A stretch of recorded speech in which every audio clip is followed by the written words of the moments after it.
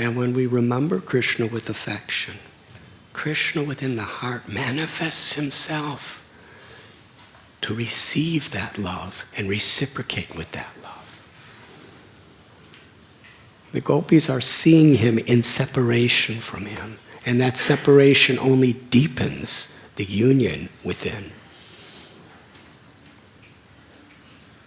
Sambhog, when Krishna stands before us, the love of our heart flows endlessly out toward him. But when, for a bhakta who has attained this state of prema, when Krishna is not before us, that separation is so deep that our love goes deeper and deeper internally, searching for that Krishna within our hearts. And there Krishna reciprocates.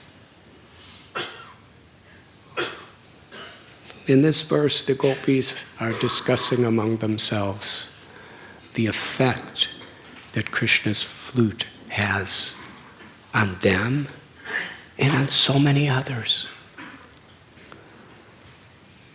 Previously, when Krishna played the fifth note of his flute, they forgot everything and just ran into that beautiful sound to find Krishna. The gopis explain when Krishna plays the sweet song of his flute. And what is the song of Krishna's flute? It is Krishna's infinite love for each and every one of us personally, individually, that is coming from the very core of his heart, through his mouth, carried by his breath, through the holes of his loving flute, and made into music. The sweetest, ultimate of all music, because it's Krishna's most intimate love in the form of music. And when it enters into the ears of the gopis, they hear Krishna personally calling them. And therefore, they could understand how it's affecting others. This experience is such an important reality. In order to actually understand others, having experience takes us beyond the theoretical platform. Paradukha dukhi. It is said a devotee, their primary nature is another person's suffering is my suffering. Another person's happiness is my happiness. But unless we understand suffering, how do we know what others go through?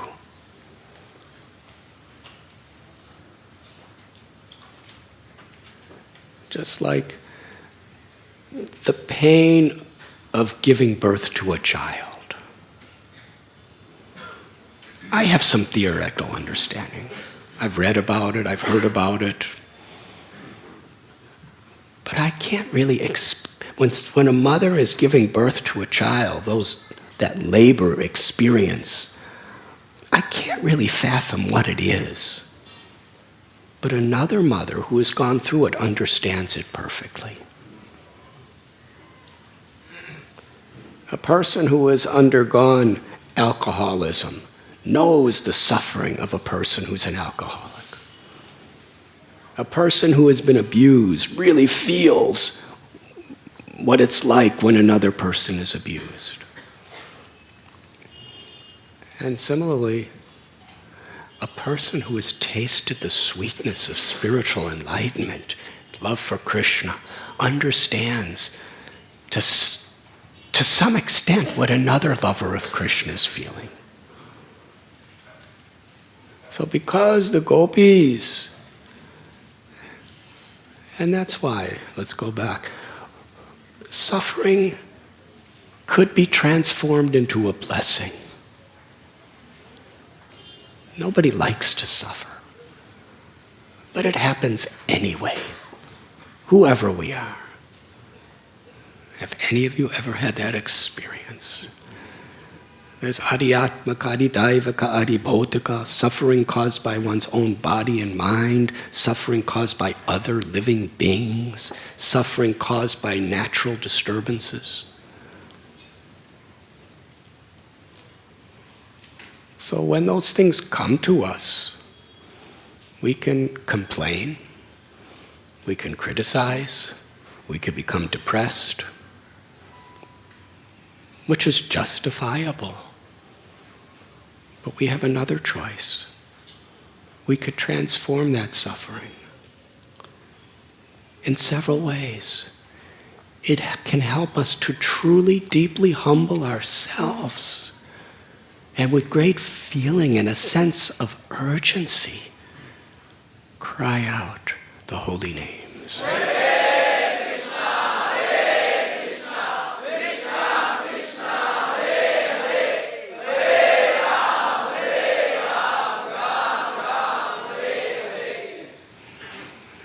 Feeling.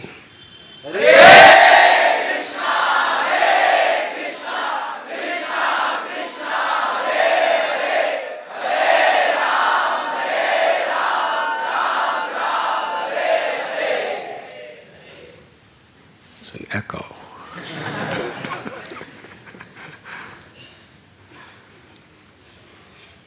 And also, that suffering is a blessing because it helps us to actually feel for other people's suffering. We can transform it into that experience. Krishna's equipping me to be able to really understand so I can have deeper compassion and I could more effectively serve them. Because we know where they're coming from. And for a devotee, happiness is not in our own comforts. Happiness is in how we can serve. So if suffering helps us to serve others with deeper compassion, that suffering becomes a source of happiness for us. It's not that we're looking for suffering, but it will come. Nobody looks for suffering, but it comes. Transforming curse into blessing, that is wisdom. And that's a simple thing. When our purpose in life is to serve rather than to enjoy. Because to the extent we don't have this enjoying spirit in a selfish way, to the extent we really find our happiness in seva, in service, in loving, that's real enjoyment. That's enjoyment that fills and touches the very core of our hearts and awakens the love of our soul.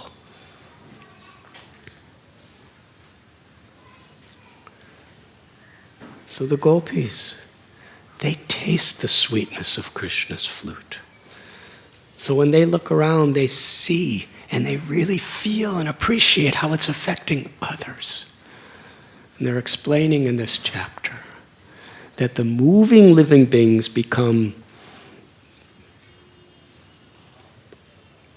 oftentimes unmoving.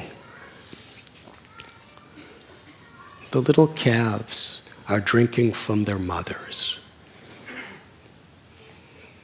And we have all seen how enthusiastically calves drink their mother's milk. If you come to our Govardhan Eco Village, you will see. They're very enthusiastic.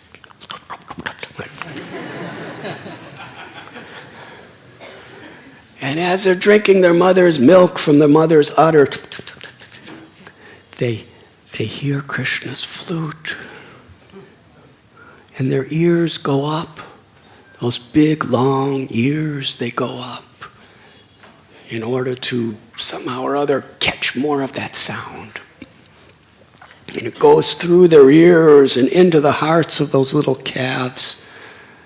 And the calves, they're so satisfied with the nectar that's coming into their ears that they completely forget about the nectar going into their mouth.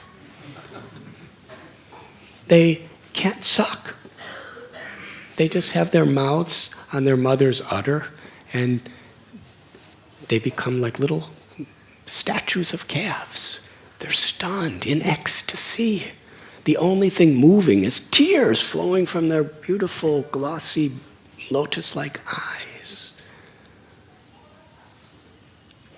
And the mother, she's the same way. Her ears are going up. And she becomes motionless, hearing the sweet sound of the flute. And seeing her calf in such an ecstasy receiving Krishna's love, the cow is totally happy.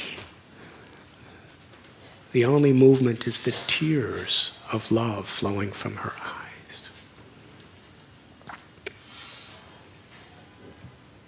And the bulls, same thing. When they hear Krishna play his flute, they want to reciprocate.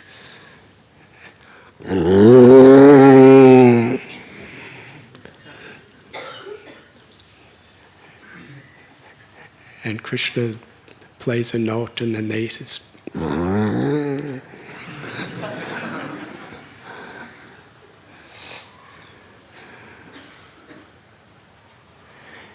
and gopis are talking about Krishna's garland around his neck. One is made of pure tulsi leaves. Now, ordinarily, tulsi leaves are not so fragrant, but it describes in the early morning, for those who actually have love, for those whose hearts are awakened, we could smell the sweetest nectar of fragrance from tulsi. Premanjana churita bhakti vilochanena. Bhakti is not about seeing with our eyes or hearing with our ears or tasting with our tongue or smelling with our nose. All our senses are predominated not by our flickering, ever-changing mind. When the mind is totally still in bhakti, then it is our heart. It is our very soul, the Atma, that is experiencing through the senses. So when our love awakens, when we smell tulsi, there can be no sweeter fragrance because tulsi is so dear to Krishna. And the bees, because in Vrindavan, everyone is a lover of Krishna. Everyone is a supremely liberated soul. The bees smell the nectar of that garland, and they're buzzing. Everyone.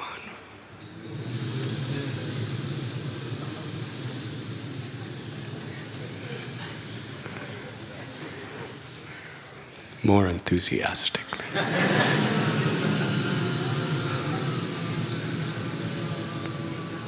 You're being attracted by Krishna's, the love of his heart manifesting through his tulsi garland.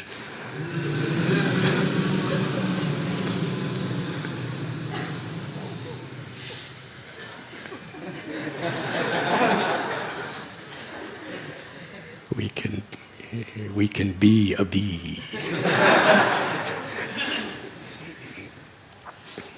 And they were all flying toward this Tulsi garland. And Krishna's playing his flute. And as Krishna's playing various notes on the flute, a beautiful song, it's like a kirtan. He would play, and then he would pause, and all the bees would respond.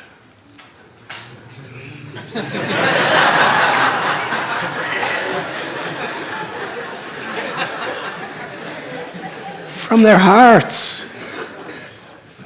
You may wonder, what kind of heart does a bee have? But in Vrindavan, the bees have pure, loving hearts. They're wondering, what kind of heart do we have? People in this material world are a heart that's not filled with Krishna's love and love for Krishna. What is the use of whatever species we're in that sense? The bees are buzzing so sweetly, in perfect melody with Krishna's flute, and they're reciprocating with each other.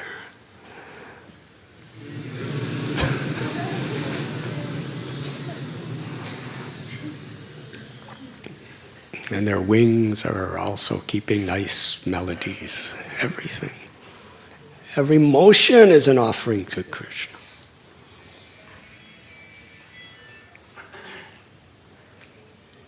And the trees, because there's an Atma in a tree. Mamayvam so jiva loke jiva bhuta sanatana. Krishna tells that every living being is part of me. Aham bija pratapita. Every living being is my child. Every living being is my lover and my beloved. So wherever there's life, in all species, life is sacred. The Atma can take so many different forms within this material existence, but every Atma is inherently a pure lover of Krishna. And the trees in Vrindavan are perfect, self-realized, enlightened yogis.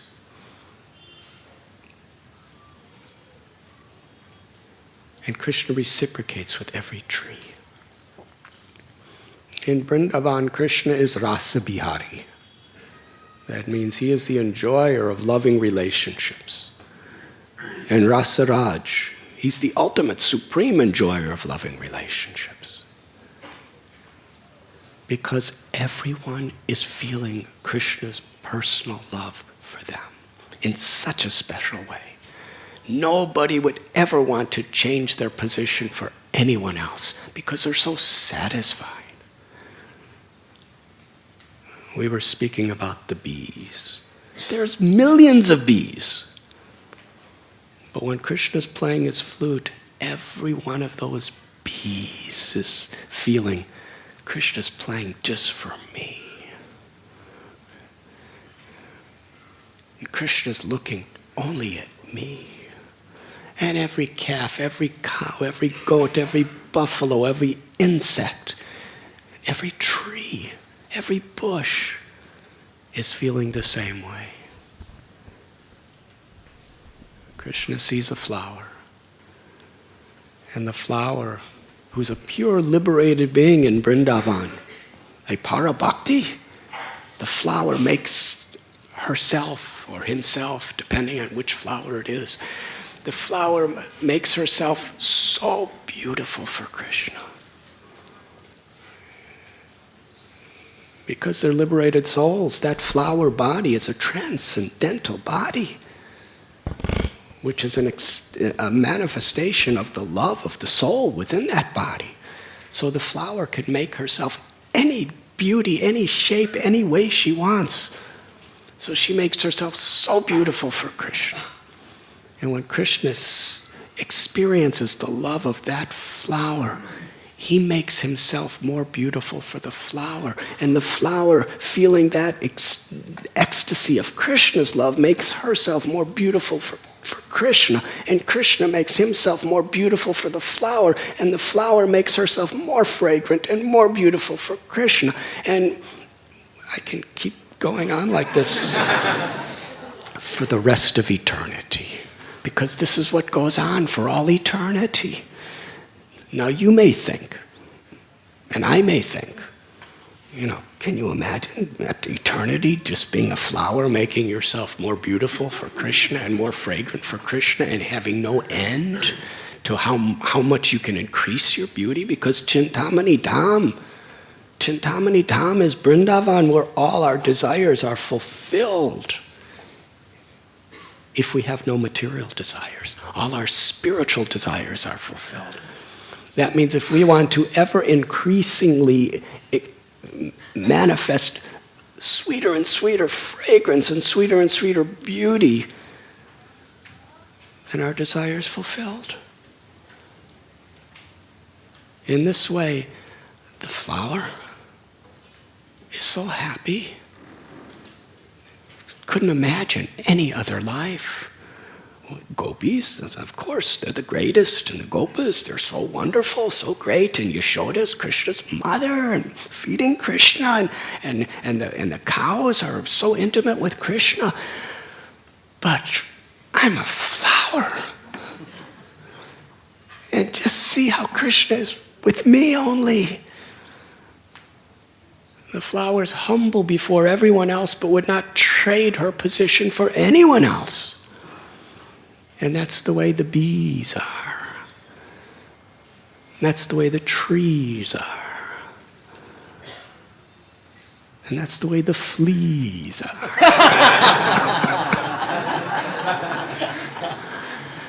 And that's the way every blade of grass is. And that's the way everyone is.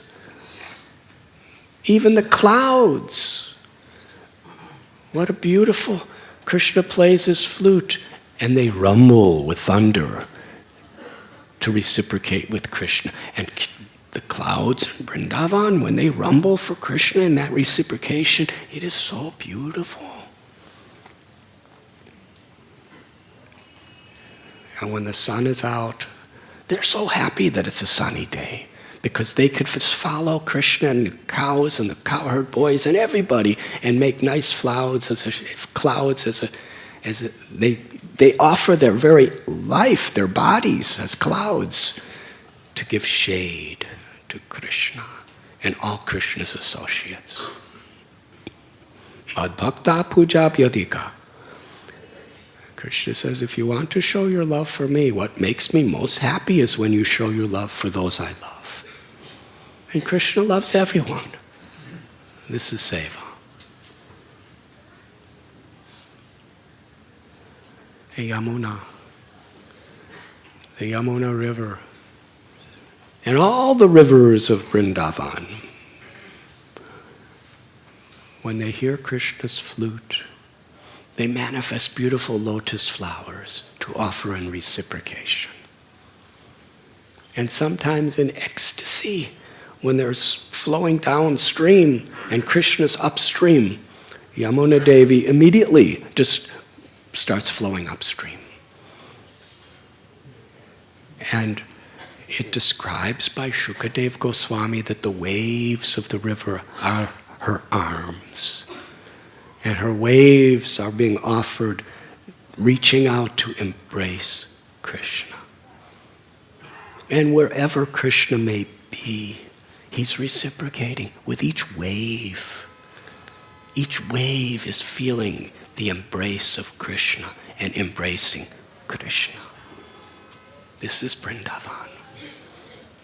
And when Krishna plays his flute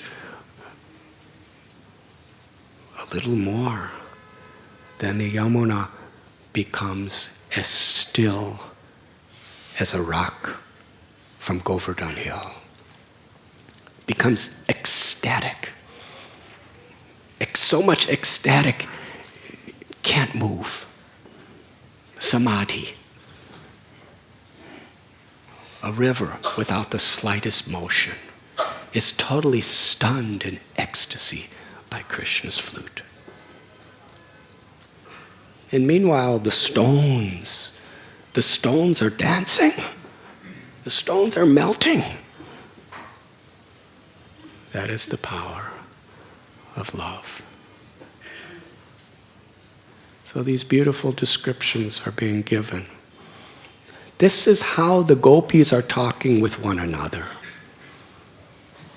Because you see, the nature of the gopis' compassion is the love that they're experiencing. They want everyone to experience that love.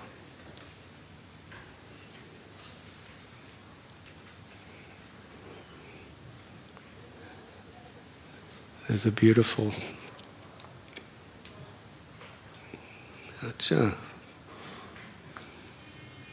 I have to end class. Haribo. There's some special guests I have to meet. What was I saying? When you have something special. Bhakti Vinod, Thakur Bhakti Vinod, he explained that the evidence of someone who actually loves Krishna, who loves God, is they want to share that love in a spirit of compassion toward all beings. So the gopis, instead of talking about how great they are and their love is, when they're together, they find the greatest happiness describing the qualities of everyone else who is feeling Krishna's love and loving Krishna. The cows and the goats and the buffaloes and the trees. When the trees, the kalpavrikshas of Vrindavan, hear Krishna's flute, then their ecstasy erupts in the form of incredible, beautiful, fragrant flowers, multi-flowers on every branch. And the whole trunk of the tree and the limbs of the tree are trembling because there's an Atma, there's a pure soul in that tree. And sometimes the ecstasy becomes so deep that a very sweet, fragrant sap flows from the tree spontaneously in the form of their tears of ecstasy. And each tree is feeling Krishna receiving their offerings. And at the end of the day, when Krishna climbs up near Nandagaon, the Terakadamba tree, he calls his cows, his goats, his buffaloes. He says one name with such sweetness. And that one name, every cow, every animal in the whole forest hears her or his name being called. We can't do that. If I say Gopinath Chandra, that's all you hear is Gopinath Chandra. But when Krishna says Gopinath Chandra, everybody's hearing their own names. Hare Krishna Das, Madhvacharya, Gaur Gopal. Everyone's hearing their own names. Ananda Vrindavan.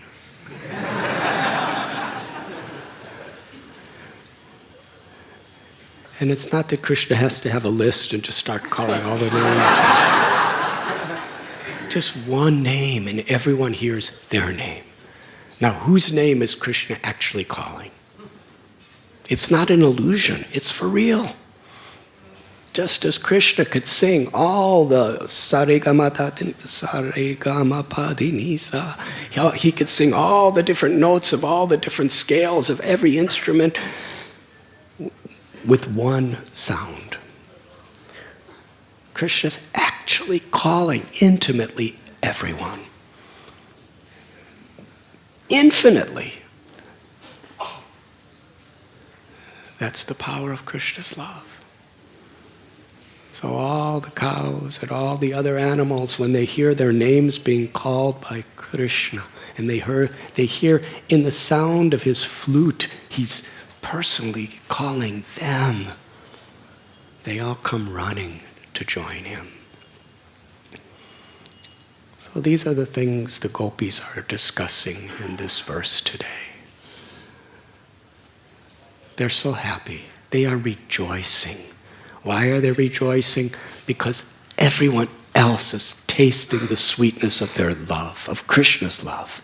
And because they understand the sweetness of Krishna's love, when somebody else tastes that, that is their ultimate joy. Even more than when they taste it themselves, they're happy to see everyone and anyone else in all species tasting that sweetness of that love. This is the spirit that Lord Chaitanya taught of how we should come together and chant the holy name. Hare Krishna, Hare Krishna, Krishna Krishna, Hare Hare, Hare Ram, Ram Ram, Hare Hare. I must go. It's not possible. Thank you very much.